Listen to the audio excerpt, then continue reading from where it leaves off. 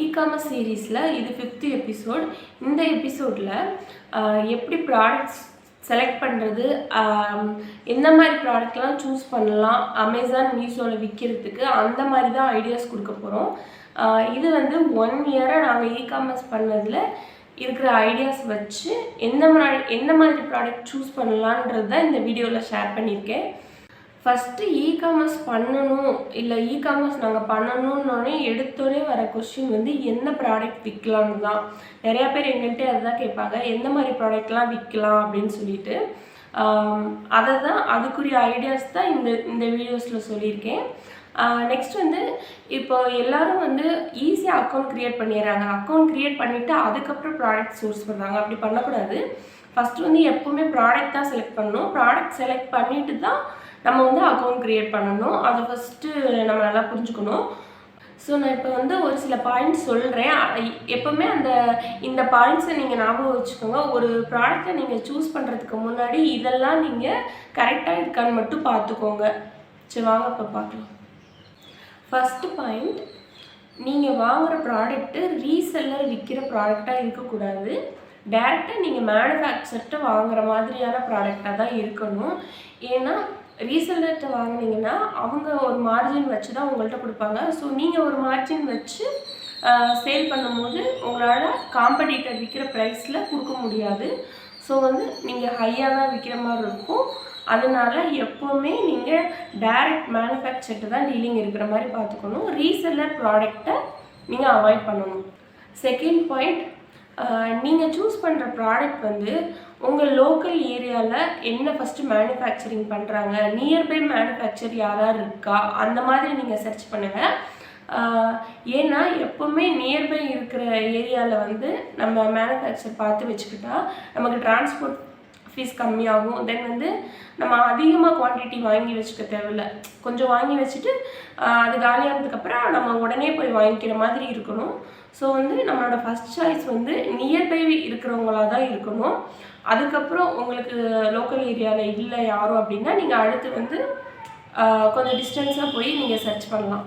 Third point, வெயிட்டான product choose பண்ணுறதை avoid பண்ணிக்கோங்க. ஏன்னா நம்ம அதிகமான வெயிட் ப்ராடக்ட் சூஸ் பண்ண ஒவ்வொரு 500 கிராம் அதிகமாக நமக்கு ஷிப்பிங் சார்ஜ் அதிகமாகிட்டே போகும். ப்ளஸ் வந்து அந்த ப்ராடக்ட் ரிட்டர்ன் வந்துச்சுன்னா ரிவர்ஸ் ஷிப்பிங் நமக்கு லாஸு. ப்ளஸ் வந்து அதை ஹேண்ட்லிங் பண்ணுறது கஷ்டம். லாஜிஸ்டிக்ஸில் டேமேஜ் ஆகிறதுக்கு நிறையவே சான்சஸ் இருக்குது. ஃபோர்த் பாயிண்ட், உடையிற பொருளை வந்து நம்ம சூஸ் பண்ணுறதை அவாய்ட் பண்ணிக்கணும். இது வந்து என்னோடய பர்சனல் எக்ஸ்பீரியன்ஸ்லேருந்து நான் சொல்கிறேன். ஏன்னா நாங்கள் சூஸ் பண்ண ப்ராடக்ட் அப்படி terracotta products and stone products ரெண்டுமே ப்ராஜெக்டும். இதில் வந்து எங்களுக்கு ரிட்டன் ரொம்பவே லாஸ் ஆச்சு.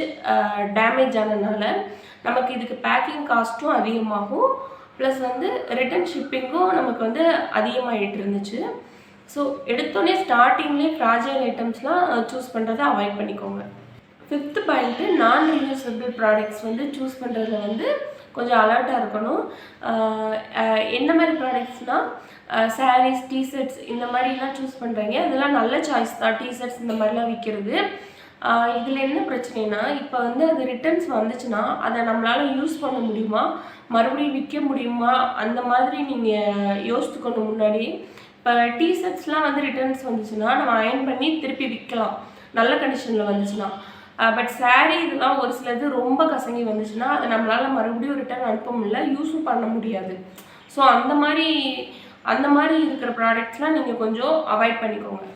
சிக்ஸ்த்து பாயிண்ட் வந்து low cost and high margin, அந்த மாதிரி நீங்கள் யோசிக்கணும். அதாவது இப்போ நீங்கள் ஒரு ப்ராடக்ட் வாங்குறீங்கன்னா உங்களோட மார்ஜின் வந்து 80 rupees to 100 rupees அந்த மாதிரி வைக்கிற மாதிரி இருக்கணும். அந்த மாதிரி வைக்கிற மாதிரி ப்ராடக்ட் சூஸ் பண்ணால் தான் உங்களால் ரிட்டனை வந்து சமாளிக்க முடியும். ரிட்டனில் வர லாஸை நம்மளால் சமாளிக்க முடியும். எக்ஸாம்பிள், நீங்கள் வந்து ஒரு 100 rupees 110 rupees இந்த மாதிரி ஒரு ப்ராடக்ட் விற்கிறீங்கன்னா அந்த ப்ராடக்டோட மார்ஜின் வந்து 20 ரூபா தான் நம்மளால் வைக்க முடியும். ஸோ அப்படி 20 ரூபா வைக்கிறப்ப நமக்கு ரிட்டர்ன் வந்துச்சுன்னா 5 ப்ராடக்டோட லாஸ் போயிடும். ஒரு ரிட்டர்ன் வந்துச்சுன்னா நமக்கு 150 கிட்ட லாஸ் ஆகும். ஸோ வந்து 5 ப்ராடக்டோட ப்ராஃபிட் வந்து அந்த இடத்துல நமக்கு போயிடும். ஸோ எப்போவுமே நம்ம வந்து 80 to 100 rupees மார்ஜின் வைக்கிற மாதிரி உள்ள ப்ராடக்ட் தான் சூஸ் பண்ணணும். 7th பாயிண்ட் வந்து நீங்கள் சூஸ் பண்ணுற ப்ராடக்ட் வந்து ரொம்ப யூனிக்காக இருக்கணும். இப்போ ஃபார் எக்ஸாம்பிள் எல்லோரும் சேல் பண்ணுறாங்க, டாப் செல்லிங்கில் இருக்குது, அதனால நம்மளும் சேல் பண்ணலாம், அந்த மாதிரி திங்க் பண்ணக்கூடாது. ஃபார் எக்ஸாம்பிள் பார்த்தீங்கன்னா இப்போ மீஷோலாம் ஜுவல்லரி கிளாத்ஸ்லாம் வந்து டாப் செல்லிங்கில் இருக்கும். உடனே நம்மளும் அதை பண்ணலான்னு ஆரம்பிக்கக்கூடாது. ஏன்னா அதெல்லாம் வந்து ரொம்ப ரொம்ப ஹெவி காம்படிஷனாக இருக்கும். ஸோ வந்து நம்ம யூனிக்கான ப்ராடக்ட் சூஸ் பண்ணணும். லைக் வந்து ரொம்ப ரேராக கிடைக்கிற மாதிரி ப்ராடக்ட்ஸ் வந்து சூஸ் பண்ணோம்னா நம்மளால் காம்படிட்டர்ஸும் நமக்கு வந்து கம்மியாக இருக்கும், சேலும் அதிகமாகும். ஸோ வந்து அந்த மாதிரி ப்ராடக்ட் சூஸ் பண்ணுவோம். நெக்ஸ்ட் பாயிண்ட் வந்து நான் ரிட்டர்னபிள் ப்ராடக்ட்ஸாக நீங்கள் சூஸ் பண்ணிங்கன்னா உங்களுக்கு பெஸ்ட்டாக இருக்கும். அமேசான்லாம் வந்து டெரகோட்டா அந்த ஃபுட் ஐட்டம்ஸ்லாம் வந்து நான் ரிட்டர்னபிள். ஸோ வந்து நீங்கள் போய் ரிசர்ச் பண்ணுங்கள், அமேசானில் வந்து நான் ரிட்டர்னபிள் ப்ராடக்ட்ஸ்லாம் என்னென்ன இருக்குன்னு. அந்த மாதிரி ப்ராடக்ட்ஸ்லாம் நீங்கள் விற்க ட்ரை பண்ணலாம். அந்த மாதிரி விற்றீங்கன்னா உங்களுக்கு ரிட்டர்ன்ஸே வராது, நீங்கள் விற்கிற எல்லாமே உங்களுக்கு ப்ராஃபிட் தான். ஸோ வந்து அந்த மாதிரி ப்ராடக்ட்டும் நீங்கள் சூஸ் பண்ணலாம். எப்படி ப்ராடக்ட் சோர்ஸ் பண்ணுறது, இந்த மாதிரி எல்லாமே முடிச்சுட்டு நீங்கள் ப்ராடக்ட்லாம் செலக்ட் பண்ணிட்டீங்க. செலக்ட் பண்ணிவிட்டு ப்ராடக்ட் வாங்கணும் அப்படின்றப்ப இந்த பாயிண்ட்டை ஞாபகம் வச்சுக்கோங்க. இப்போ வந்து நீங்கள் என்னென்ன ப்ராடக்ட் சூஸ் பண்ணியிருக்கீங்களோ அது எல்லாத்துலேயும் பல்காக வாங்கி வைக்காமல் ஒன்றுலேயும் 5 ப்ராடக்ட் 10 இந்த மாதிரி குவான்டிட்டியில் வாங்கி வச்சிங்கன்னா உங்களுக்கு எது அதிகமாக சேல் ஆகுதோ அதுக்கப்புறமா அதை பல்காக நம்ம வாங்கி வைக்கலாம்.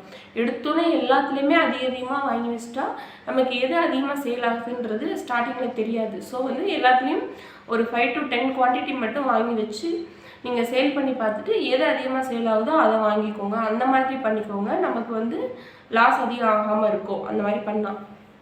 ஸோ அவ்வளோதான்.